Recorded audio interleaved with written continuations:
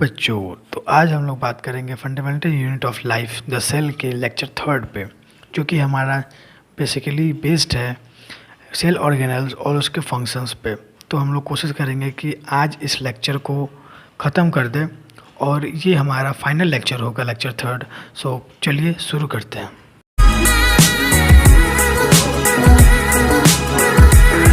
हमारा है स्ट्रक्चर। तो स्ट्रक्चर में हम लोग बेसिकली देखने वाले हैं कि जो हमारा सेल होता है, सेल में जो ऑर्गेनेल्स होते हैं वो कितने तरह के होते हैं। तो पिछले लेक्चर में, लेक्चर 2 में हम लोगों ने ये देखा था कि जो हमारा गोल्जी एपेरेटस होता है वो कैसा दिखता है। फिर हमारे दूसरे सेल ऑर्गेनेल्स के बारे में हम लोगों ने देखा था। आज हम देखेंगे टॉपिक में कि जो माइटोकॉन्ड्रिया होते हैं वो कैसे दिखते हैं। तो आज हम लोग बात करेंगे अगले सेल ऑर्गेनेल्स के बारे में, जिसका नाम है mitochondria.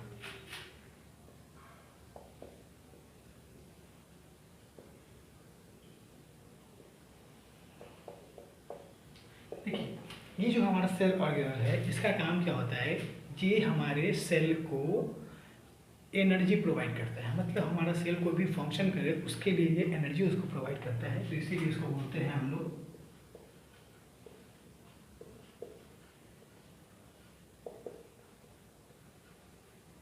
Power house of the cell. मतलब सेल का जो एनर्जी प्रोवाइडिंग बॉडी होता है वो कौन सा होता है, माइटोकॉन्ड्रिया होता है। वो दिखता कैसा है, तो वो एक कैप्सूल के शेप का दिखता है। ठीक है, देखिए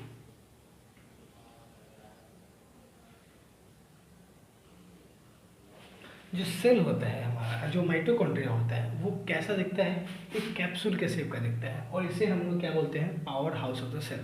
मतलब जो सेल है उसको फंक्शन करने के लिए एक एनर्जी चाहिए, और वो एनर्जी इसको मिलता कहाँ से है, तो माइटोकॉन्ड्रिया से मिलता है। माइटोकॉन्ड्रिया क्या करता है, जो भी हम लोग खाना खाते हैं वो खाने को क्या करता है, तोड़ के, और माइटोकॉन्ड्रिया उससे एनर्जी निकालता है और उसको एटीपी के फॉर्म में स्टोर कर लेता है। अभी एटीपी क्या होता है, तो एटीपी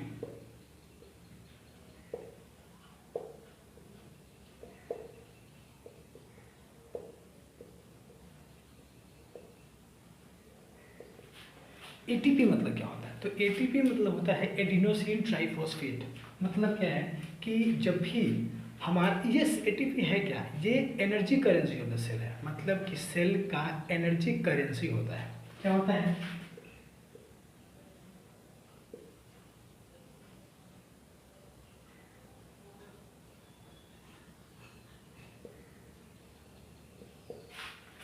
सेल का एनर्जी करेंसी होता है। मतलब क्या है कि जो माइटोकॉन्ड्रिया है वो क्या करेगा, एनर्जी बनाता है और उसको एटीपी के फॉर्म में इंस्टॉल कर लेता है, अपने अंदर स्टोर कर लेता है। जिस वजह से जब भी सेल को एनर्जी का ज़रूरत होता है काम करने के लिए, तो एटीपी क्या करता है, एटीपी सिंपल ग्लूकोज में चेंज होकर माइटोकॉन्ड्रिया से एनर्जी से निकल के और सेल को एनर्जी प्रोवाइड करता है, जिससे जो सेल होता है वो फंक्शन कर पाता है। ठीक है, अगला हम देखने वाले हैं। अगला टॉपिक जो है हमारा, ये है अगले सेल ऑर्गेनल, जो कि है हमारा लाइसोसोम्स। देखिए लाइसोसोम्स क्या होता है, लाइसोसोम्स जो है वो भी एक प्रकार का सेल ऑर्गेनल ही होता है। लेकिन लाइसोसोम्स का मेन फंक्शन क्या होता है कि उसको हम लोग suicidal bag of the cell बोलते हैं। क्या बोलते हैं,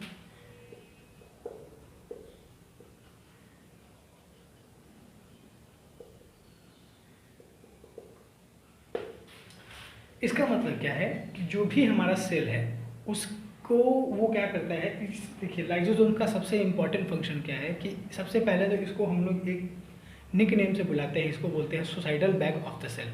इसका मतलब क्या है कि जो सेल है हमारा वो बेसिकली लाइसोसोम्स का मेन फंक्शन ये होता है कि लाइसोसोम्स जो भी फॉरेन मटेरियल्स हमारे सेल में इंटर करता है उसको क्या करता है, उसको वो डाइजेस्ट करने का काम करता है। मतलब लाइसोसोम्स जो है वो क्या करता है, जो भी हमारे सेल के अंदर फॉरेन मटेरियल्स घुसते हैं उसको वो क्या करता है, डाइजेस्ट करने का काम करता है। ठीक है, मतलब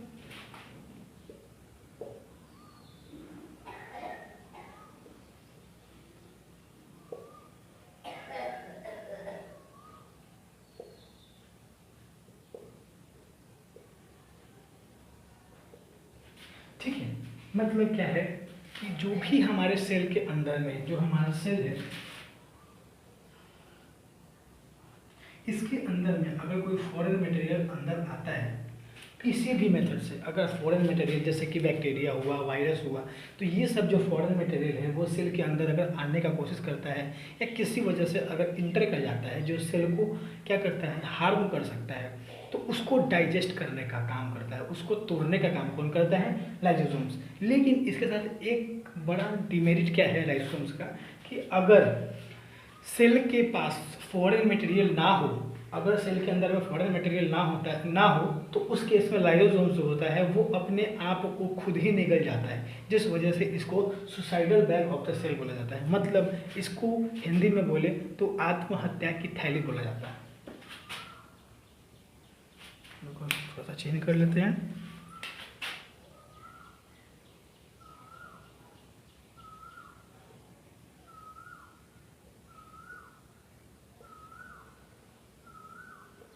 तो इसे हम लोग क्या बोलेंगे, आत्महत्या की थैली या suicidal bag of the cell. मतलब क्या है कि जब भी सेल के अंदर फॉरेन मटेरियल्स आते हैं तो वो क्या करता है, उसको डाइजेस्ट करने की कोशिश करता है, लेकिन अगर किसी वजह से डाइजेस्ट नहीं होता है तो वो क्या करता है, उसको ब्रेक कर देता है। ठीक है, ब्रेक करके सिंपल फॉर्म में चेंज कर देता है, जिस वजह से क्या होता है, सेल जो है उसको डाइजेस्ट कर लेता है अच्छे से। लेकिन अगर किसी केस में जो है सेल के पास फॉरेन मटेरियल नहीं पहुंच रहा है तो उस केस में वो क्या करता है, अपने आप को ही डाइजेस्ट करने का काम करता है लाइसोसोम्स। ठीक है, तो इसी वजह से इसे सुसाइडल सेल और suicidal bag of the cell भी कहते हैं। ठीक है, अब देखते हैं हम लोग अगला टॉपिक जो कि है हमारा प्लास्टिड्स के बारे में। तो इसको हम लोग मिटा देंगे, आप लोग इसको नोट डाउन कर लीजिए, फिर हम लोग उसको मिटाते हैं।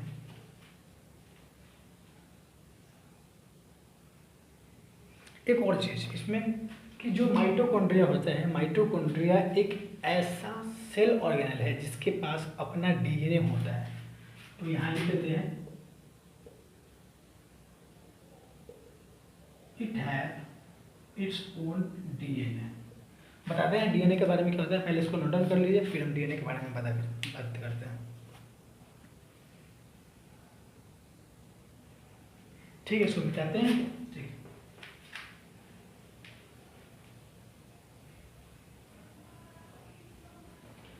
सबसे पहले बात करते हैं कि डीएनए क्या होता है। देखिए, डीएनए मतलब होता है डाईऑक्सी राइबो न्यूक्लिक एसिड।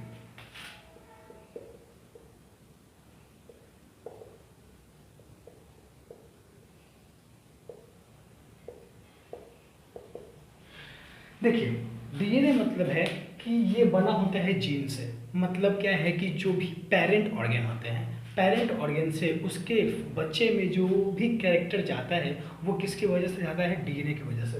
तो डीएनए मतलब होता है डाईऑक्सीराइबो न्यूक्लिक एसिड। ये होता क्या है, एक प्रकार का प्रोटीन होता है जो कि एक जनरेशन से दूसरे जनरेशन में ट्रांसफ़र करता है, जिस वजह से क्या होता है कि पेरेंट बॉडी का जो भी कैरेक्टर है, मतलब जो भी उसके पिता का कैरेक्टर होगा वो उसके बेटे में या अगले जनरेशन में ट्रांसफ़र होता है। और ये चीज़ किससे ट्रांसफ़र होता है, तो डीएनए की वजह से।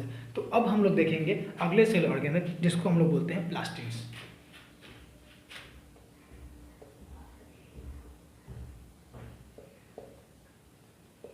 देखिए, प्लास्टिड्स क्या होते हैं। प्लास्टिड एक ऐसा सेल ऑर्गेनल है जो किसी सेल को कलर पिगमेंट प्रोवाइड करता है। It provides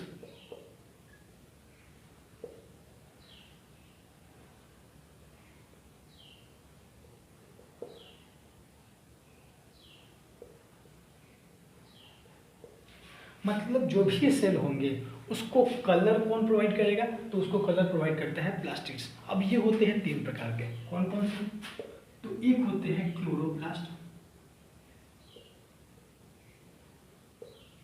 दूसरे होते हैं क्रोमोप्लास्ट और तीसरे होते हैं ल्यूकोप्लास्ट। ठीक है, देखिए क्लोरोप्लास्ट, क्रोमोप्लास्ट और ल्यूकोप्लास्ट तीनों में मेन डिफरेंस क्या होता है कि जो क्लोरोप्लास्ट होते हैं वो पेड़ का जो पत्ता होता है उसमें पाए जाते हैं, जिस वजह से हमारा पेड़ का जो पत्ता होता है वो हरे कलर का होता है। मतलब क्लोरोप्लास्ट के अंदर में पाया जाता है क्लोरोफिल, जिस वजह से हमारा जो पेड़ का पत्ता होता है वो हरे कलर का होता है। इसके बाद बात करते हैं क्रोमोप्लास्ट। तो क्रोमोप्लास्ट जो होता है वो वैसा प्लास्टिड होता है जो किसी भी प्लांट सेल को, किसी भी प्लांट को जो उसका फ्रूट का कलर है, उसका स्टेम का कलर है, उसको डिटरमाइन करता है। ठीक है, तो क्लोरोप्लास्ट किस चीज़ का कलर देता है? तो कलर ऑफ लीव्स।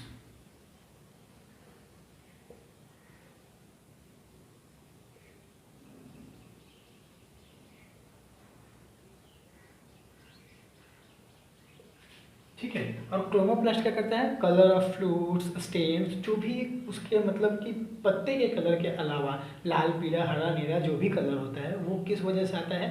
क्रोमोप्लास्ट की वजह से।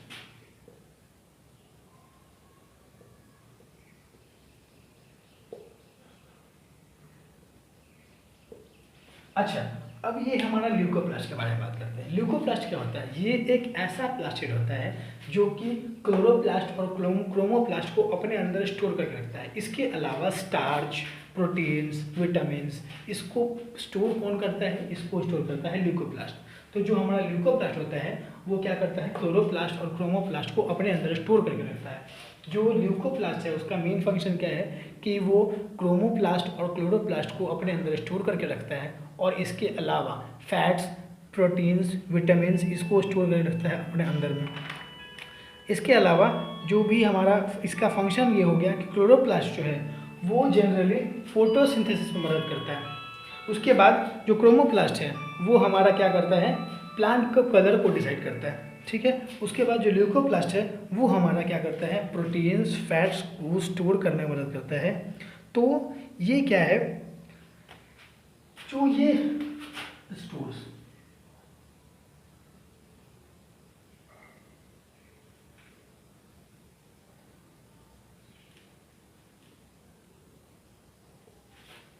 क्लोरोप्लास्ट और क्रोमोप्लास्ट को स्टोर कौन करता है? तो क्लोरोप्लास्ट और क्रोमोप्लास्ट को स्टोर करता है ल्यूकोप्लास्ट। इसके अलावा फैट्स, प्रोटीन्स, विटामिन्स, इसको भी स्टोर करने का काम कौन करता है? ल्यूकोप्लास्ट। ठीक है, आगे हम लोग बात करेंगे। अच्छा, एक और टॉपिक इसमें छूट रहा है कि जो प्लास्टिड होता है ये भी एक ऐसा सेल ऑर्गेनल होता है जिसके पास अपना डीएनए होता है। तो क्या लिखेंगे? It have its own DNA. तो हम लोगों ने यहाँ पे दो पॉइंट देखा कि वैसा सेल ऑर्गेनल का नाम बताइए। वैसा सेल ऑर्गेनल जो क्या करता है, जिसके पास अपना डीएनए होता है। तो पहला तो हमारा माइटोकॉन्ड्रिया हमने देखा था, और सेकंड हमारा हो जाता है प्लास्टिड्स। माइटोकॉन्ड्रिया और प्लास्टिड वैसा सेल ऑर्गेनल होते हैं जिसके पास अपना डीएनए होता है। तो इस चीज़ को आप लोग जल्दी से नोट डाउन कर लीजिए, फिर हम लोग आगे बढ़ते हैं इस टॉपिक पे। से मिटा दिया जाए, ठीक है।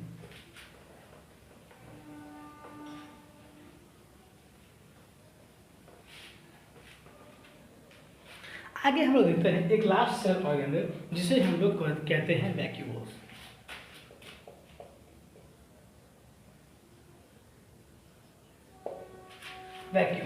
वैक्यूल्स क्या होता है? वैक्यूल्स होता है सेल में मौजूद खाली जगह। देखिए, जैसे कि ये हमारा सेल है, तो सेल के बीच में यहाँ पे न्यूक्लियस होगा, न्यूक्लियस के आसपास में यहाँ पे एंडोप्लाज्मिक रेटिकुलम होंगे,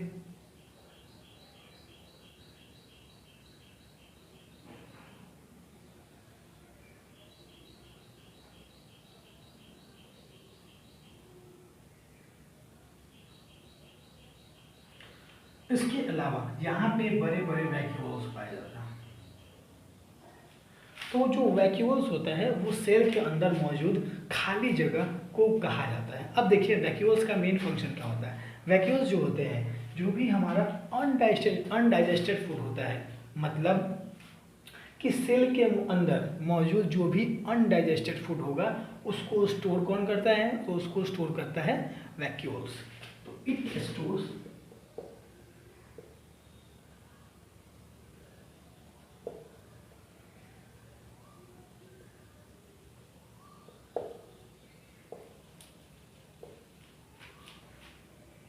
it stores undigested food inside it. मतलब क्या है कि जो भी अनडाइजेस्टेड फूड होंगे वो वैक्यूल्स के अंदर में स्टोर होते हैं। इसके अलावा कार्बोहाइड्रेट,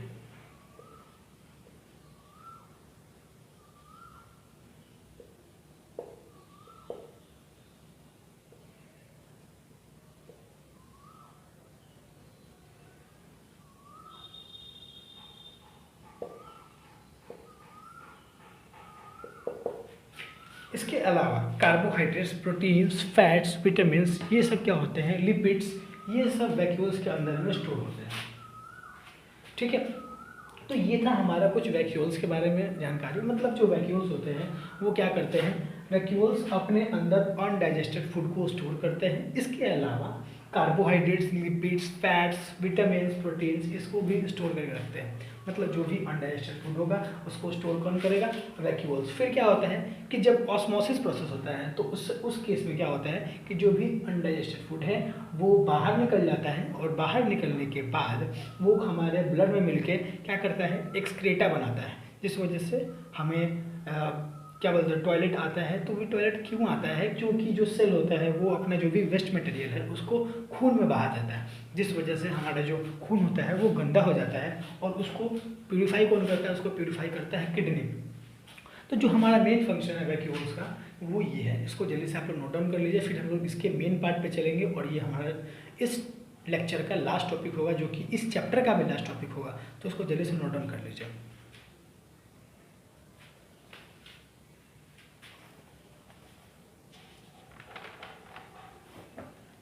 ठीक है, हम लोग बढ़ते हैं अगले टॉपिक पे।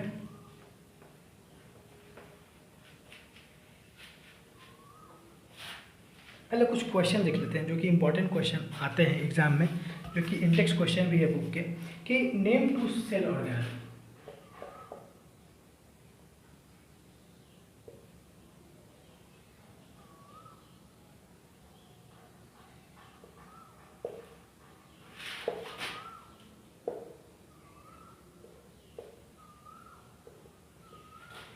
मतलब क्या है कि दो सेल ऑर्गेनल का नाम बताइए जिसके पास अपना डीएनए होता है। ये एक इंटेक्स्ट क्वेश्चन है, तो इसका आंसर आप लोग हम इसी टॉपिक में पीछे पढ़ा चुके हैं कि जो माइटोकॉन्ड्रिया होता है।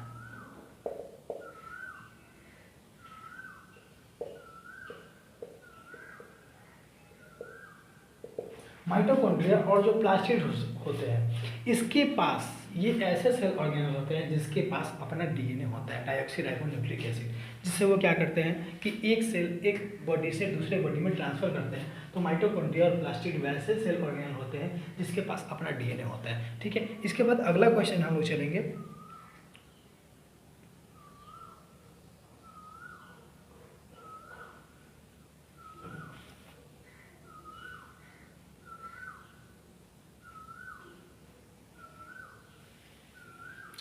अगला क्वेश्चन देखते हैं।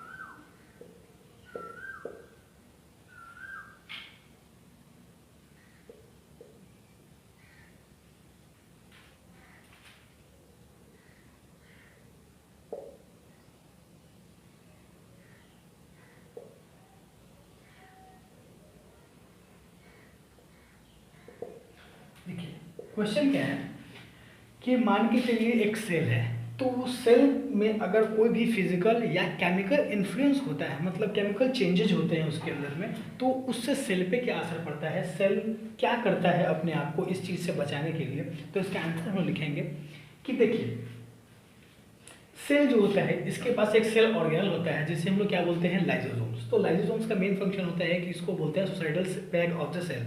मतलब क्या है कि जब भी कोई फॉरेन मटेरियल इसके अंदर में इंटर करता है तो इंटर करने के बाद वो उसको डाइजेस्ट कर जाता है। तो यही चीज़ यहाँ पर भी लिखना है कि जब भी सेल में फिजिकल या केमिकल चेंजेस का इन्फ्लुएंस होता है तो जो लाइसोसोम्स होते हैं वो एक्शन करते हैं और क्या करते हैं कि उस सेल को डाइजेस्ट कर जाते हैं।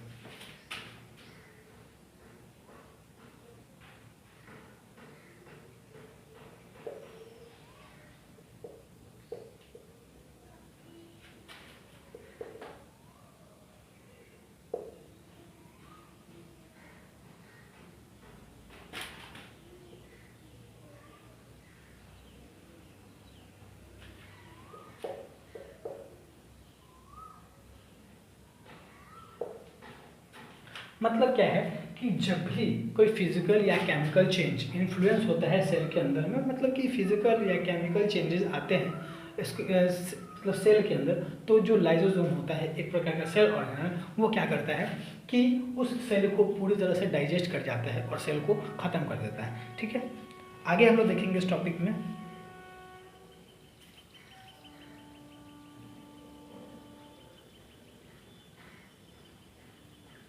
अगला क्वेश्चन देखेंगे। ये क्वेश्चन नंबर 1 था, क्वेश्चन नंबर 2 था। इसको मिटाते हैं फिर से।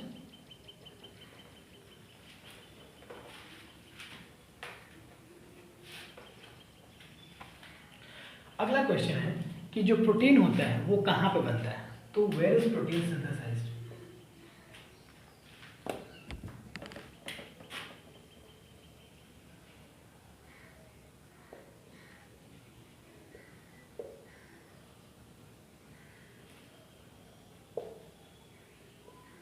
मतलब सेल के अंदर में प्रोटीन कहाँ पे बनते हैं, तो आप लोगों को लेक्चर 1 याद होगा, उसमें हम लोगों ने इंडोप्लाज्मिक रेटिकुलम के बारे में बात किया था। तो इंडोप्लाज्मिक रेटिकुलम होता है दो प्रकार का, एक होता है रफ, एक होता है smooth.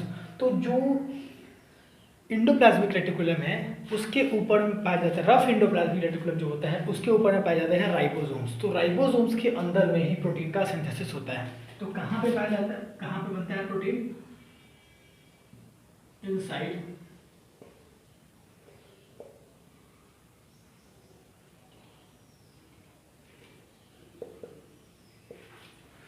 protein. Where is protein synthesized? So protein is synthesized inside ribosomes of rough endoplasmic reticulum। मतलब जो रफ एंडोप्लाज्मिक रेटिकुलम होता है उसके सरफेस पे राइबोसोम्स पाए जाते हैं और उसी राइबोसोम्स के अंदर में प्रोटीन का सिंथेसिस होता है। ठीक है, अब हम लोग जो पढ़ेंगे इस चैप्टर का लास्ट टॉपिक, जो कि है हमारा प्लांट सेल और एनिमल सेल के बीच में डिफरेंस क्या होता है। इस टॉपिक को लिखिए जल्दी से पॉइंट को, फिर हम बढ़ते हैं अगले टॉपिक पे।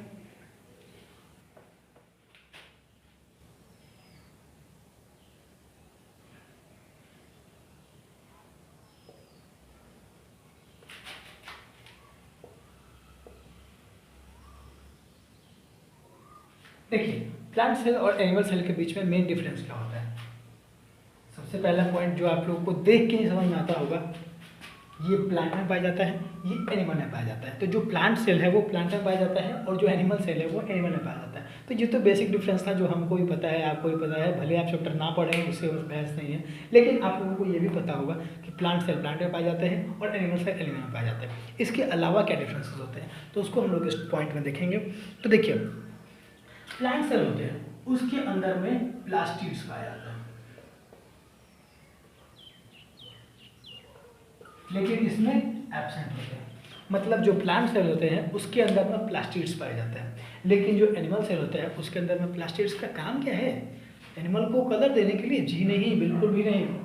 एनिमल घड़ा होगा, गोरा होगा, लाल होगा, पीला होगा, इससे मतलब नहीं होता है। तो प्लास्टिक जो होते हैं वो सिर्फ और सिर्फ प्लांट सेल में पाए जाते हैं, एनिमल सेल में नहीं पाए जाते हैं। इसके अलावा अगला पॉइंट जो है हमारा कि जो वैक्यूल्स होते हैं,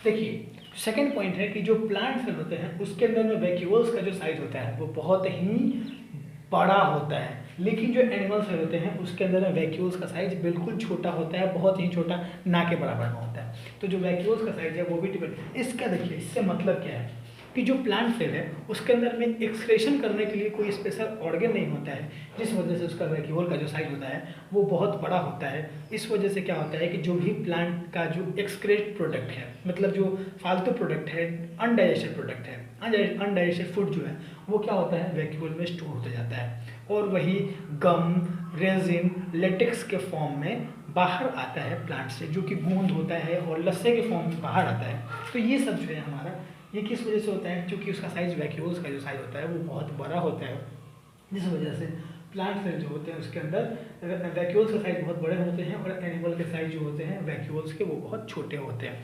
थर्ड पॉइंट हम लोग देखेंगे कि जो न्यूक्लियस होते हैं,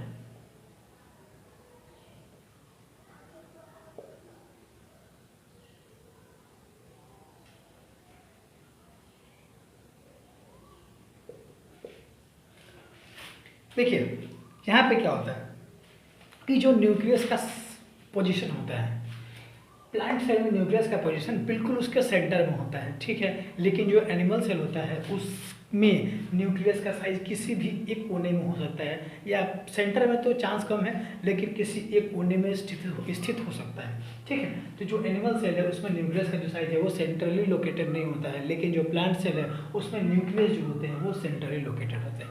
इसके अलावा जो हमारा फोर्थ पॉइंट है वो ये है कि इसमें सेल मेम्ब्रेन इज प्रेजेंट,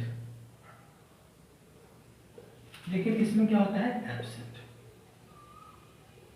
मतलब हम लोगों ने पढ़ा है कि सेल वॉल होता है, लेकिन सेल वॉल के ऊपर एक और सेल मेम्ब्रेन होता है जो कि सिर्फ और सिर्फ प्लांट सेल में पाया जाता है। सेल मेम्ब्रेन सिर्फ और सिर्फ प्लांट सेल में पाया जाता है, लेकिन एनिमल सेल में ये एब्सेंट होता है। तो जो सेल मेम्ब्रेन है वो सिर्फ प्लांट सेल में पाया जाता है, एनिमल सेल में नहीं पाया जाता है। इसके अलावा सेल मेम्ब्रेन नहीं, सेल वॉल, सॉरी यहाँ पर गलती हो गई, इसको सेल वॉल कर लीजिए।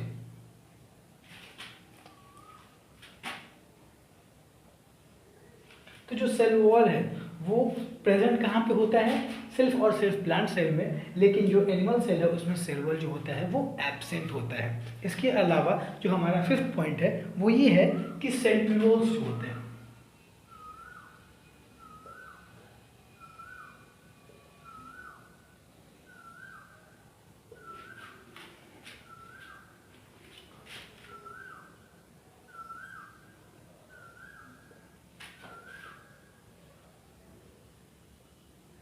देखिए हमारा जो प्लांट सेल होते हैं उसके अंदर में सेंट्रियोल्स क्या होता है, सेंट्रियोल्स न्यूक्लियस में पाया जाने वाला एक सेल ऑर्गेनल है जो क्या होता है, इस प्लांट सेल के कुछ फंक्शंस को हैंडल आउट करता है, ठीक है। तो जो सेंट्रियोल्स होते हैं वो एब्सेंट होते हैं प्लांट सेल में, लेकिन ये सेंट्रियोल्स एनिमल सेल में प्रेजेंट होते हैं, जिस वजह से क्या होता है कि एनिमल सेल का जो सेल के बीच में कोऑर्डिनेशन होता है, सेल ऑर्गेनल्स और न्यूक्लियस के बीच में जो कोऑर्डिनेशन होता है वो बहुत अच्छे से होता है। तो इस चीज़ को हैंडल आउट कौन करता है, तो इस चीज़ को हैंडल करता है सेंट्रियोल्स। इस वजह से एनिमल सेल में प्रेजेंट होते हैं सेंट्रियोल्स, लेकिन प्लांट सेल में सेंट्रियोल्स एब्सेंट होते हैं। तो फाइनली हमारा जो टॉपिक है वो ओवर हो गया, और जो हमारा प्लांट सेल और एनिमल सेल है इसके अंदर भी बहुत डिफरेंसेस भी हैं और सारे, लेकिन जो बेसिक पॉइंट है उसको हमने डिस्कस कर दिया।